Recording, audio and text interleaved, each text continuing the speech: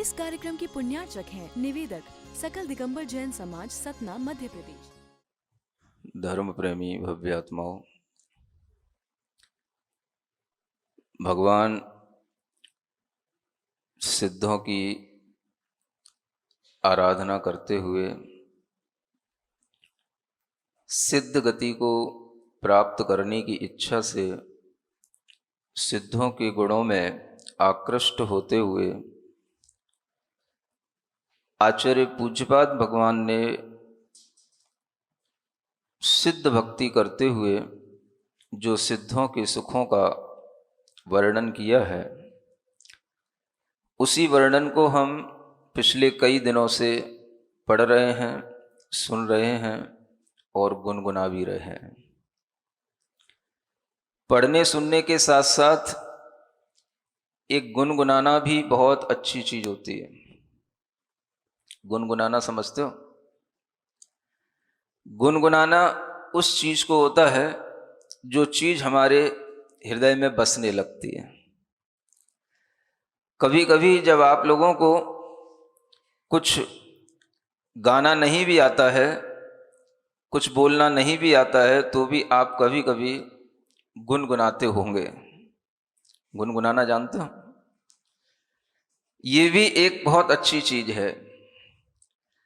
गुनगुनाने का मतलब होता है कि हम अब उन भावों में बह रहे हैं। गुनगुनाने का मतलब होता है कि वो भाव हमें अच्छे लग रहे हैं। इसी तरह से जिस व्यक्ति को सिद्ध भगवान के गुणों में आनंद आने लग जाता है, सिद्ध भगवान के गुणों को जो सुन करके, पढ़ करके, उनके बारे में विचार करके, अपने अंदर उन सिद्ध भगवान का ध्यान करते हुए, उनके वर्णन को सुन करके भीतर भीतर कुछ गुनगुनाने लग जाता है, उसे सिद्ध भगवान के प्रति एक लगाव उत्पन्न होता है। और उसी गुनगुनाने से वह भक्ति का भाव आगे बढ़ता है। जब वह भीतर भीतर कुछ ना कुछ ये गुनगुनाने लग जाए कि सिद्धों के सुख कैसे हैं, तो उसे अपने आप याद आने लग जाए सिद्धों के सुख उपमा रहित हैं। सिद्धों का सुख किसी भी प्रकार की प्रतिद्वंदता से रहित है। सिद्धों का सुख अपनी आत्मा से स्वयं उत्पन्न हुआ है। सिद्धों का सुख बाधाओं से रहित है। सिद्धों का सुख अन्य द्रव्यों की अपेक्षाओं से रहित है। सिद्धों का सुख अमित है, विशाल है, अनंत है। ऐसा भीतर भीतर जब मन में गुनगुनाने का भाव होने लग जाए कि मुझे भी ऐसे ही सिद्ध सुख की प्राप्ति करना है, तो ये भक्ति का प्रतिफल कहा जाता है कि आप अब भक्ति में लीन होने लगे हैं। ऐसा होना चाहिए। सुनने और समझने के बाद में गुनगुनाने की अपने आप में एक बहुत बड़ी महत्ता है।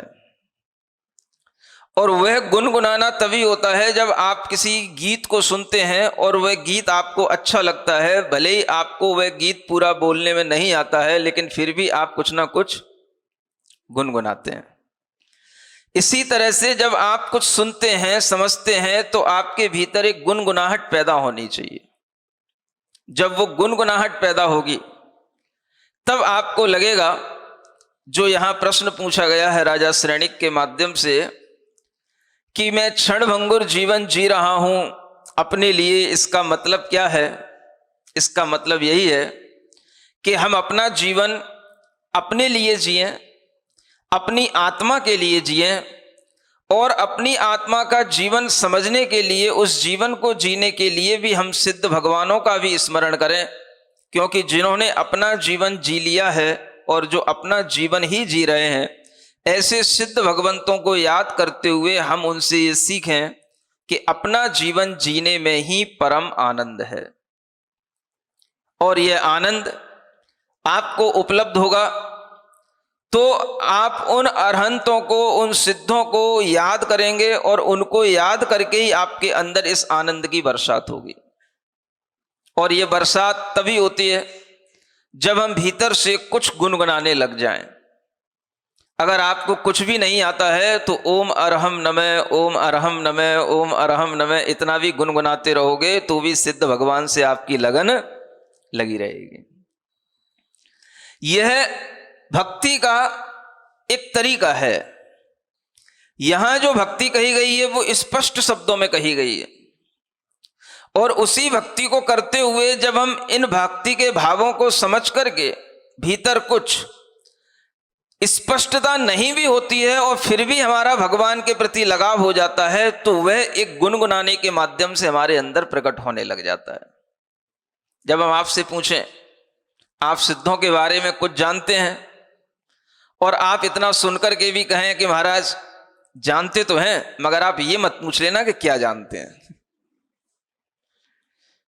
समझते तो हैं, पर ये मत कह देना कि बताओ समझाओ कि क्या जानते हैं, तो मुश्किल हो जाएगी। जब आप ऐसा भी कहने लग जाएं, ऐसा भी समझने लग जाएं, तो भी वो आपके लिए अपना जीवन जीने के लिए पर्याप्त हो जाता है कि हाँ, आप अपना जीवन जीने की तैयारी में लग गए हैं, क्योंकि आप समझने लगे हैं, आप गुनगुनाने लगे हैं, और आप अपने भीतर, अपने अंदर उस अरहम के नाद से अपने अंदर उस सिद्ध भगवंतों से जुड़ने के लिए आपका मन लालायित होने लगा है। ये गुनगुनाना अपने आप में बहुत महत्वपूर्ण है। आप देखो, जब कोई लाइनें लिखी होती हैं और हम उन्हें एक बार में ज्यों का त्यों पढ़ दें तो उसमें बहुत ज्यादा रस नहीं आता। सुन रहे हो? कभी आपने गीत तो सुने ही होंगे, गीत तो सुनते ही होंगे, नए हो पुराने हो भजन हो। एक लाइन को जब हमें 2 बार 4 बार, कभी कभी तो ऐसे भी देखे हमने लोग 10-10 बार भी उसी एक लाइन को गाते रहते हैं। एक लाइन को भी गाने से आनंद आता है। ये नहीं है कि बहुत सारी चीजें पढ़ने से, बहुत लंबा लंबा पढ़ने से हमारे अंदर भक्ति का रस पैदा होता है। भक्ति का रस एक शब्द से भी पैदा होता है। एक एक शब्द जो आचार्यों के लिखे हुए हैं, हम यहां पर उनको पढ़ रहे हैं, देख रहे हैं, हम उनको गुनगुना रहे हैं, उनको ध्यान कर रहे हैं। आपकी पता नहीं कि आप क्या कर रहे हो, लेकिन इतने दिनों से हम आचार्य पूज्यपाद महाराज के द्वारा लिखी हुई इन सिद्ध भक्ति को जब पढ़ रहे हैं, सुन रहे हैं, गुनगुना रहे हैं, तो हमारे अंदर एक एक विशेषण भीतर से उन गुणों के प्रति एक आकर्षण उत्पन्न करने लग जाता है। आपको लग रहा है कि भगवान सिद्धों का हमने वर्णन बहुत सुन लिया, लग रहा है ना आपको? 1 महीना हो गया आपको सुनते सुनते सिद्ध भगवान की कथा, और ये 7वां श्लोक भी बहुत दिनों से चल रहा है, अभी तक पूरा होने का नाम नहीं ले रहा है। कल क्या सुना था आपने? निरुपम अमितम शाश्वतम सर्व कालम। सुख कैसा होता है? जो शाश्वत हो, सर्वकाल रहने वाला हो। और ऐसा ही सुख जब आगे और बढ़ता है तो आचार्य कहते हैं कि वह सुख कैसा होता है? उत्कृष्टानंत सारम। वो सुख कैसा होता है? उत्कृष्ट होता है, अनंत सार रूप होता है। उत्कृष्ट अलग है और अनंत सार रूप अलग है। जब हमें कोई भी सुख प्राप्त करने की लालसा होती है तो हम उस सुखी व्यक्ति को, उस सुखी आत्मा को देखने की कोशिश भी करते हैं, और जब हम उस सुख को प्राप्त करने के लिए ऐसे विशेषण ढूंढते हैं तो वह विशेषण हमें एक लाइन में पढ़ने को तो मिल जाते हैं, और हम अगर इन 4 लाइनों को पढ़ें तो हमें कितना सा सुख मिलेगा और कितना सुख हमें मिल जाता। शायद हम कई बार सिद्ध भक्ति पढ़ते होंगे, लेकिन हमें इन 4 लाइनों को पढ़ने से इतना सुख नहीं मिला जितना इन दिनों में इन सिद्ध भगवान का वर्णन करते हुए हमें सिद्धों का स्तुति करते हुए सुख की प्राप्ति हुई। क्योंकि हम यहां केवल पढ़ नहीं रहे हैं, समझ नहीं रहे हैं, हम क्या कर रहे हैं? अब हम गुनगुना रहे हैं। हमें इससे फर्क नहीं पड़ता कि आप बोर होंगे या आप इस चीज को बार बार सुनेंगे या नहीं सुनेंगे, लेकिन जब हम अपने आनंद में होते हैं तो हमें आपकी कोई चिंता नहीं होती है। इसी का मतलब होता है क्षणभंगुर जीवन मैं जी रहा अपने लिए। जब हम अपने लिए जीते हैं तो अपने लिए जो अच्छा है उसको ग्रहण करते हैं। जब हम अपने लिए जीते हैं तो अपना लिए जो हितकारी है उसको प्राप्त करने की कोशिश करते हैं। जब हम अपने लिए जीते हैं तो फिर हमें दूसरों को देखने की जरूरत नहीं पड़ती है कि दूसरे क्या सोचेंगे, क्या समझेंगे। हमें अपनी समझ से चलना है, हमें अपने आनंद में रहना है, हमें अपना गुणगान करना है। आपको हमारे साथ शामिल होना हो तो हो जाओ, नहीं होना हो हम तो अपनी यात्रा कर ही रहे हैं, हम अपना जीवन जी ही रहे हैं। अपने लिए जब हम जीने लग जाते हैं तो फिर हमें एक अलग आनंद आता है और उस आनंद में हमें किसी दूसरे की कोई चिंता नहीं होती है। हम भगवान के गुणों का स्मरण करते हुए जब एक एक शब्द को देखते हैं तो उस शब्द में मुझे गहरा गहरा गहरा गहरा भाव दिखाई देता है। क्या हो सकता है वो भाव? हम अगर कहने में सक्षम नहीं भी हो तो भी हम कहने लग जाते हैं बिना डरे हुए। हमें पता नहीं होता है कि हम इसके बारे में आज क्या कहेंगे, आपको क्या समझाएंगे, लेकिन हमें यह भी नहीं पता होता है कि हम क्या समझाएंगे, लेकिन फिर भी हम समझाते रहते हैं। क्योंकि हम जीवन जी रहे हैं किसके लिए? अपने लिए। हम बोल रहे हैं किसके लिए?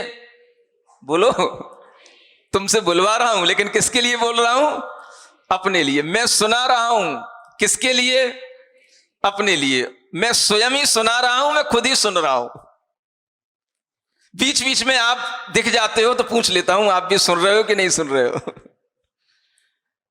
ये जीवन जब अपने लिए होने लग जाता है तो फिर पर से अपेक्षाएं हटने लग जाती हैं। अन्य द्रव्यान अपेक्षम, अन्य द्रव्यों की अपेक्षा किए बिना आप अपने लिए जियो।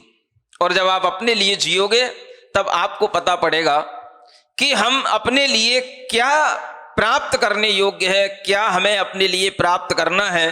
तो एक एक विशेषण आपके लिए भीतर से बहुत आनंद देने वाला होगा। देखो आज क्या लिखा है, आज चौथी लाइन पढ़ रहा हूं इस 7वें काव्य की। उत्कृष्टा नंत सारम परम सुखमतस्तस्य सिद्धस्य जातम। उन सिद्ध भगवान के लिए जो सुख उत्पन्न हुआ है वो कैसा है? उत्कृष्ट है। कैसा है? बोलो, एक बार बोल लिया करो ताकि याद रह जाएगा। बिना बोले केवल सुनोगे तो याद नहीं रहेगा। सिद्ध भगवान का सुख कैसा है? उत्कृष्ट है। उत्कृष्ट। अब ये शब्द हमारे लिए क्या कहेगा? उत्कृष्ट का मतलब क्या होता है? उत्कृष्ट का मतलब क्या समझे? सर्वश्रेष्ठ। उत्कृष्ट का मतलब सर्वश्रेष्ठ, माने जिससे बढ़कर के, जिससे श्रेष्ठता में बढ़कर के कोई दूसरी चीज ना हो। जिसे आपकी भाषा में कहा जाए बिल्कुल एक्सीलेंट। ऐसा सर्वश्रेष्ठ सुख अगर प्राप्त है सिद्ध भगवान को और वहां उन्हें उसकी अनुभूति हो रही है, और हम अगर उस सुख को प्राप्त करने के लिए ये विशेषण उनके सामने लाते हैं कि हे भगवान आपका सुख उत्कृष्ट है, सर्वश्रेष्ठ है, एक्सीलेंट है, आपके सुख के आगे दुनिया का कोई सुख कहीं भी नहीं लगता है, ऐसे उत्कृष्ट सुख को हम और कैसे समझें? उत्कृष्ट का मतलब ही होता है जिसके आगे फिर कुछ भी ना हो, जहां पहुंचने के बाद में वह अंतिम सीमा प्राप्त हो जाए, उसी को उत्कृष्ट कहते हैं, उसी को परम सुख कहते हैं। एक दूसरा विशेषण और क्या लिखा है? परम सुख। जो उत्कृष्ट होगा वह परम होगा, जो उत्कृष्ट होगा वह परम होगा। परम का मतलब उससे बढ़कर के कुछ भी नहीं है, वो भी परम है। जैसे आपकी भाषा में बोले सुप्रीम। सर्वोत्कृष्ट क्या है? जो सुप्रीम है। ऐसी सुख की अनुभूतियां जिसके प्राप्त होने पर हर व्यक्ति के लिए उससे बढ़कर के कुछ भी समझ ना आए। अब आपको ये सुख ध्यान में रखना है तो केवल एक शब्द गुनगुनाना है, हे भगवान आपका सुख कैसा है? उत्कृष्ट, उत्कृष्ट, उत्कृष्ट। अगर आप भावना करोगे उत्कृष्ट की तो आपके अंदर भी एक लालसा पैदा होगी, सुख कैसा होना चाहिए? उत्कृष्ट होना चाहिए। और जो उत्कृष्ट होगा वो जन सामान्य के लिए उपलब्ध नहीं होगा। जो भी उत्कृष्ट चीज होती है वो उत्कृष्ट लोगों के पास होती है, वह सामान्य नहीं है। हमारे पास में, आपके पास में जो है वो सामान्य है, निकृष्ट है, और भगवान के पास में जो है वो उत्कृष्ट है। जब वह उत्कृष्ट के लिए अनुभव कर रहे हैं तो हमारे मन में भी एक भाव आना चाहिए कि भगवान अब हमें कोई छोटा मोटा सुख नहीं चाहिए। क्या चाहिए? उत्कृष्ट सुख चाहिए। जब भी आप अपने अंतर मन से भगवान से प्रार्थना करो तो आपके सामने कोई भी भगवान हो, आप किसी भी भगवान को मानते हो, इससे कोई फर्क नहीं पड़ता। बस आपको यह लगना चाहिए कि भगवान के पास में जैसा उत्कृष्ट सुख होता है, हे भगवान हमें भी वैसा ही उत्कृष्ट सुख चाहिए। छोटा सुख नहीं चाहिए। हमें थोड़े में अब संतुष्ट नहीं होना है। भिखारी बनते बनते हमने कई जन्म जी लिए हैं, थोड़ा थोड़ा सा मांग करके, थोड़े थोड़े में संतुष्ट होकर के। अब हमें थोड़े में संतुष्ट नहीं होना है। क्या चाहिए? उत्कृष्ट चाहिए। जो उत्कृष्ट होगा उसी से ही जगत का भला होगा। जब हम सिद्ध भगवान कहते हैं तो सिद्ध किसी भगवान का नाम नहीं होता। जब आप राम कहते हैं, कृष्ण कहते हैं, हनुमान कहते हैं तो ये नाम हो जाता है भगवान का। लेकिन जब हम सिद्ध कहते हैं तो ये भगवान का नाम नहीं होता, ये सार होता है, जिसे कहते हैं उत्कृष्टानंत सारम। ये जो शब्द है ना, उनके अंदर जो सारभूत अनंत भावना है, भाव है, उस अनंत भाव को, उस अनंत सार को जिन्होंने प्राप्त कर लिया है उन्हें हम सिद्ध आत्मा कहते हैं। सिद्ध आत्मा किसी का नाम नहीं है। वह आत्मा जो परम सुख को उपलब्ध है उसका नाम सिद्ध आत्मा है। समझ पा रहे हो? जैन दर्शन में हमेशा गुणों का, व्यक्तित्व के भीतर समाये हुए उसके भावों का वर्णन किया जाता है। व्यक्ति के नाम की ज्यादा चर्चाएं नहीं होती हैं। लेकिन जैन दर्शन के अलावा अन्य दर्शनों में आप देखोगे व्यक्ति के नाम की ज्यादा चर्चाएं होती हैं। सुन रहे हो? यहां पर भी कुछ इलेक्ट्रिक मर्चेंट एसोसिएशन के लोग बैठे हैं।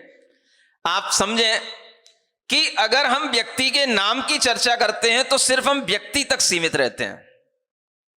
लेकिन अगर हम व्यक्ति के भीतर के भावों की चर्चा करते हैं तो वो भाव जिस किसी भी लोगों के पास में होंगे, हम उन सब के पास तक पहुंच सकते हैं। जब आपने कहा राम तो आपके सामने केवल एक ही व्यक्ति आएगा, राम। जब आपने कहा कृष्ण तो आपके सामने एक ही व्यक्ति आएगा, कृष्ण। जब आपने कहा हनुमान तो आपके सामने एक ही व्यक्ति आएगा, हनुमान। लेकिन जब आप कहोगे सिद्ध भगवान तो आपके सामने अनंत शुद्ध आत्माएं आ जाएंगी। वो सभी भगवान आ जाएंगे जो अपने अनंत आनंद में समाये हुए हैं। ये सीखो। जैन दर्शन आपको बहुत कुछ सिखाता है, आप सीखने की कोशिश करो। जैन दर्शन की जो विशेषताएं हैं वो अगर आप नहीं सीखोगे तो आप अपने जीवन में अधूरे रहोगे। मैं आपके साथ गारंटी से कह रहा हूं। आप हमेशा अपने अंदर आग्रहों को लेकर के जीते हैं, नाम को लेकर के जीते हैं। जैन दर्शन गुणों की विशेषताओं के साथ जीने वाला दर्शन है, जो हमेशा कहता है गुणों के विकास पर ध्यान दो, व्यक्ति का नहीं, उसके व्यक्तित्व की प्रशंसा करो। व्यक्ति के नाम की नहीं, उसके गुणों की प्रशंसा करो। और हमेशा यह दर्शन गुणों की प्रशंसा करना सिखाता है। अब जब हम ऐसे अनेक लोग हों, चाहे वो राम हो, भगवान महावीर हो, चाहे कृष्ण हो, चाहे वो भगवान हनुमान हो, कोई भी हो, ऐसे अनेक लोग होंगे। और उन अनेक लोगों को अगर हम किसी एक नाम से कहेंगे तो वो नाम क्या है? सिद्ध भगवान। वो सभी क्या हो गए? सिद्ध हो गए।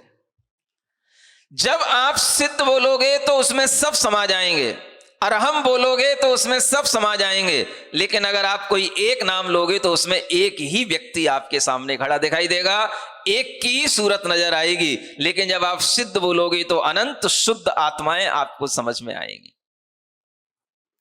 अनंत काल में इस धरा पर अनंत जीवों ने इस तरह की शुद्धता प्राप्त की है और अनंत जीव अपने इस उत्कृष्ट सुख को प्राप्त कर चुके हैं।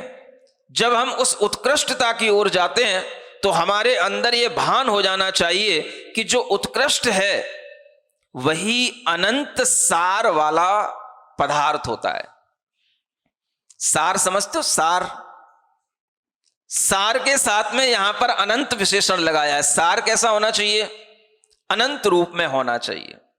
सार का मतलब समझना, जैसे किसी चीज का एसेंस निकाला जाता है, एक सेंट उसकी जो बनती है। कभी आपने देखा गुलाब के फूलों की एसेंस होती है, वह जो सुगंधी होती है वो अनेक अनेक फूलों को बड़े बड़े कड़ाहों में उबालने के बाद में, वेपोराइजेशन का प्रोसेस करने के बाद में वह सेंट बनती है।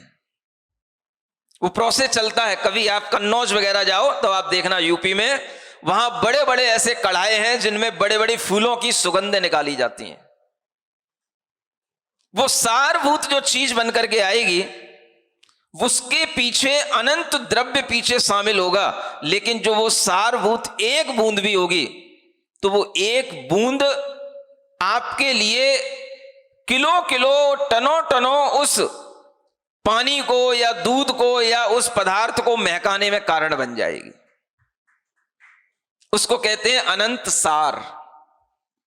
जो उत्कृष्टता को उपलब्ध हो जाता है वो अनंत सार को उपलब्ध हो जाता है।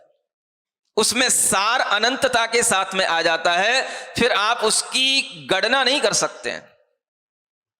यहां इलेक्ट्रिक मर्चेंट के लोग बैठे हैं, ये इलेक्ट्रिक के बारे में जानते हो या ना जानते हो हमें नहीं पता, क्योंकि मर्चेंट वालों का काम सिर्फ व्यापार करना होता है, किसी चीज की क्वालिटी को जानना नहीं होता है। लेकिन अगर वो गहराई से सोचें तो इलेक्ट्रिसिटी जहां बनती है वहां आप जाकर के देखना, छत्तीसगढ़ का वो कौन सा कोरबा है क्या है, वहां जाकर के देखना, उस लास्ट स्टेज पर मैंने उस इलेक्ट्रिक को जनरेट होने वाली वो भट्टी जहां पर कि वह अपने हाई टेम्परेचर पर होती है, उस स्थान को देखा जब हम आचार्य श्री के साथ में विहार करते हुए वहां कोरबा तक पहुंचे थे।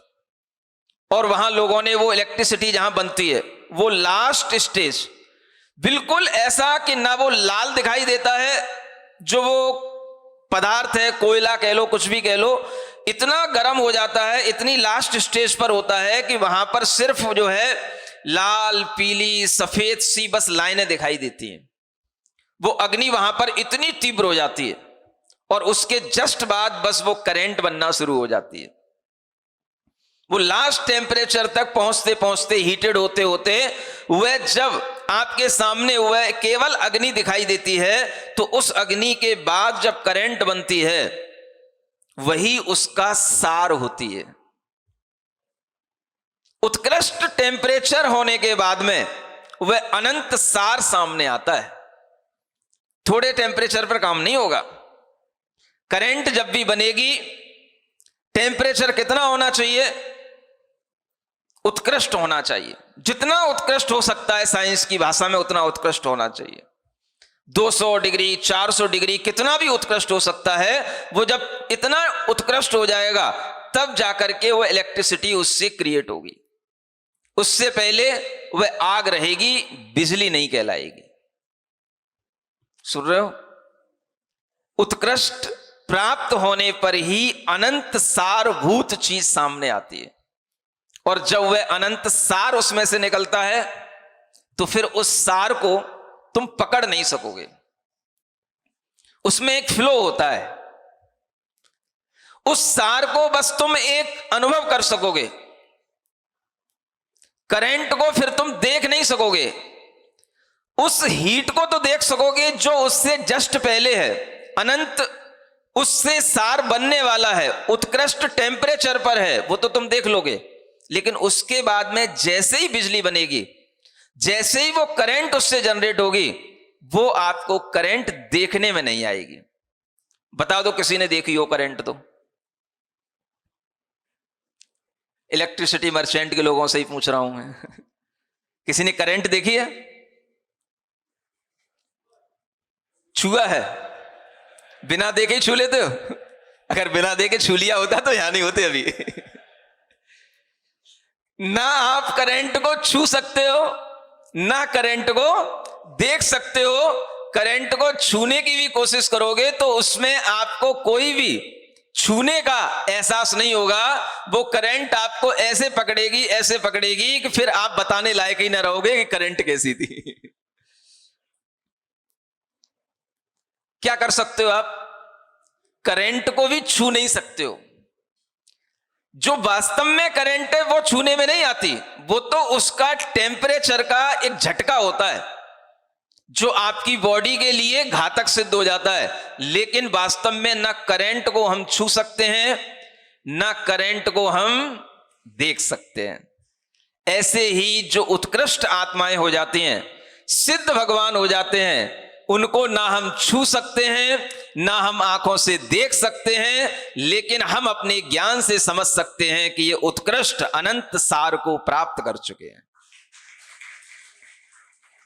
ये सिद्ध भगवान का ज्ञान अगर आपके दिमाग में घूमेगा तो आपके दिमाग की करंट आपके जीवन को सही ढंग से चलाने में काम आएगी। जीवन तो चल रहा है लेकिन अभी करंट लगी नहीं आपको। कौन सी करंट?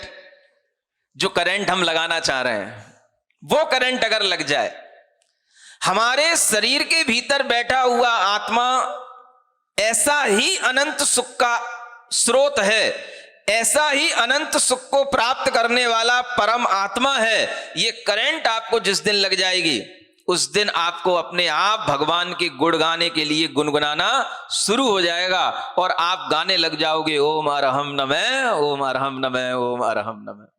सब भूल जाओगे। ये अरहम के नाम से भगवान को याद करना, सिद्धों के नाम से भगवान को याद करना, ये इसीलिए है कि कोई भी भव्य जीव अगर अपने आप को बार बार सिद्धों के स्मरण से जोड़ता है तो वो या तो अरहम अरहम अरहम पढ़ेगा या फिर नमो सिद्धाड़म नमो सिद्धाड़म नमो सिद्धाड़म पढ़ेगा। ओम नमः सिद्धिभ्य बोलेगा, ओम सिद्धम नमः, ऐसा भी एक बहुत प्राचीन सूत्र मिलता है, ये बोलेगा। सिद्धों को याद करेगा। ये सिद्धों को प्राप्त करने के लिए एक बार अगर हमारे अंदर करंट जागृत हो जाए तो फिर इसका फ्लो बन जाता है। ये करंट लग नहीं रही है, ये भीतर से करंट जब लगेगी तो आपके अंदर अपने आप भावना आने लगेगी कि सिद्धों का सुख ही उत्कृष्ट है और किसी का दुनिया में उत्कृष्ट सुख नहीं होता है। हमें ऐसे उत्कृष्ट सुख की प्राप्ति करने के लिए जीना है तो बस उसी जीने का नाम है अपने लिए जीना। समझ में आ रहा है श्रेणिक महाराज? किसके लिए जीना? अभी तो हम अपनी पत्नी के लिए जीते हैं, बच्चों के लिए जीते हैं, माता पिता के लिए जीते हैं, भाई बहनों के लिए जीते हैं। हम अपने लिए जी कहां पाते हैं? किसके लिए जीना? सिद्ध भगवान किसके लिए जी रहे हैं? जो हमारे आदर्श हैं वो किसके लिए जी रहे हैं? वो अपने लिए जी रहे हैं, अपने में जी रहे हैं। और हमें भी यही संदेश दे रहे हैं, अगर आपको हमारे जैसा सुख प्राप्त करना है तो आप भी थोड़ा सा अपने लिए जीने की कोशिश करो, अपने लिए भी जियो। इसे स्वार्थी जीवन नहीं कहते हैं, इसे परमार्थी जीवन कहते हैं। स्वार्थ में तो हम दूसरों के लिए कोई नुकसान पहुंचा करके जीने की कोशिश करते हैं, लेकिन जब हम किसी दूसरे को नुकसान पहुंचाए बिना, पत्नी पत्नी रहे, माता पिता भी बने रहें, हम उनको भी देखते रहें, उनके लिए भी सब कुछ व्यापार आदि करते भी रहें, लेकिन फिर भी हम अपने लिए जीवन जीने का एक उद्देश्य बना लें तो वो कहलाता है अपने लिए जीना। वो तब होगा जब आप एक उद्देश्य पहले बना लेंगे। जीने की कला बाद में आएगी, पहले आपको एक उद्देश्य बनाना पड़ेगा कि हां मुझे अपने लिए भी जीना है। बोलो, इलेक्ट्रिसिटी जो इलेक्ट्रिक होती है वो किसके लिए जीती है? बताओ, इलेक्ट्रिक किसके लिए जीती है? इलेक्ट्रिक सिर्फ अपने में रहती है, अपने लिए जीती है। आप उसका जब यूज कर लोगे बल्ब के रूप में, लाइट के रूप में, कूलर के रूप में, तो वह आपने उसका यूज कर लिया, वो दूसरों के लिए यूज हो गया, लेकिन वो जी किसके लिए रही है? उसका जीवन किसके लिए है? अपने लिए। यूज किसी भी रूप में हो सकता है, लेकिन वास्तव में जीवन जब अपने लिए होता है तो वह अनेक रूपों में वो काम आती है। अनेक रूप उसके सामने आ जाते हैं, लेकिन जीवन पहले होना चाहिए किसके लिए? अपने लिए। वह अपने लिए जो जीने लगेगा वह फिर उत्कृष्टता को ध्यान में रखेगा, और जिसके सामने उत्कृष्टता आ जाती है वह फिर क्षुद्र बातों में पड़ता नहीं है। उत्कृष्टता बस समझ में आनी चाहिए हमारा सुख किसमें है। दो संत थे, संत महात्मा, आप समझते हो ना? सामान्य से संत महात्मा की जैसी चर्चा होती है, निर्ग्रंथ गुरु के अलग कहते हैं हम, संत महात्मा अलग चीज है। समझ आ रहे हो ना? जो कुछ साधना कर रहे होते हैं। दो संत थे, अब वो एकांत स्थान पर बैठ करके कुछ अपनी साधना कर रहे थे, अपने लिए जी रहे थे। यूं कहने का मतलब क्या कर रहे थे?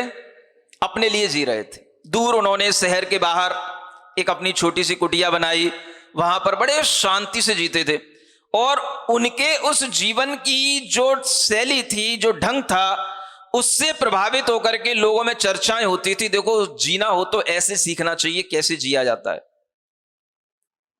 अपने लिए जीना कैसे होता है? जाओ उन संतों के पास जाओ, सीखो, तब पता पड़ेगा कि अपने लिए कैसे जीना होता है।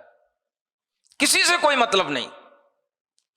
जो भी अपने जीवन के लिए थोड़ा बहुत उपयोगी है वो खा पी लिया, पहन ओढ़ लिया, कुछ भी किसी से ना राग है ना द्वेष है। कहीं दूर बैठ करके दो संत महात्मा अपना जीवन जी रहे हैं, और वह जीवन देखते हुए, चर्चा होते हुए, नगरवासियों के माध्यम से वो चर्चा राजा के पास पहुंच जाती है। किसके पास पहुंच गई? राजा के पास। जब राजा के पास चर्चा पहुंच गई और राजा को लगा कि ये लोग हमसे ज्यादा सुखी हैं, ऐसा नगरवासी चर्चा कर रहे हैं, भैया राजा से बढ़कर के सुखी कौन हो सकता है?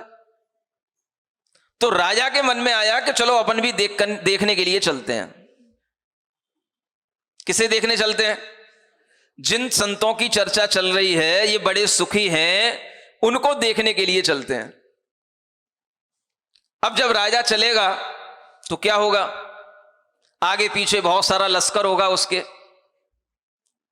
लश्कर समझते हो ना? राजा आ रहा है, राजा आ रहा है, राजा आ रहा है। कब आ रहा है? भैया 4 दिन बाद आएगा। अरे उन संतों के कान में बातें पहुंचने लग गई, राजा आ रहा है, राजा आ रहा है, 4 दिन बाद आएगा, ये तैयारियां, वो तैयारियां, ये लोग, वो लोग। उनका तो दिमाग ही खराब होने लग गया। बोले अपन यहां पर शांति की साधना कर रहे थे, अपन यहां पर शांति से बैठे थे, अपन यहां पर अपने लिए जी रहे थे, ये राजा ने क्या तूफान खड़ा कर रखा है? हमें क्या लेना देना राजा से?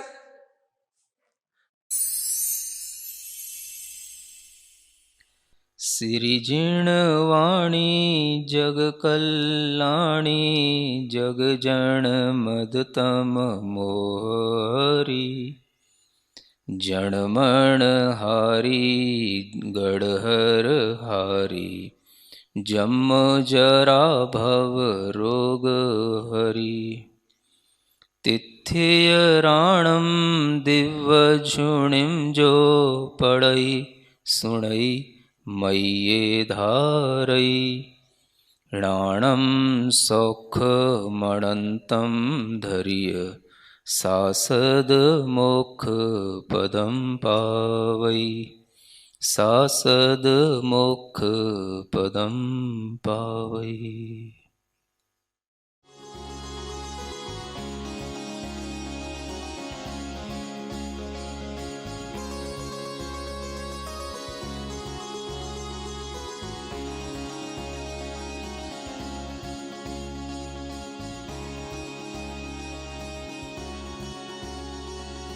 इस कार्यक्रम के पुण्यार्चक थे निवेदक सकल दिगंबर जैन समाज, सतना, मध्य प्रदेश।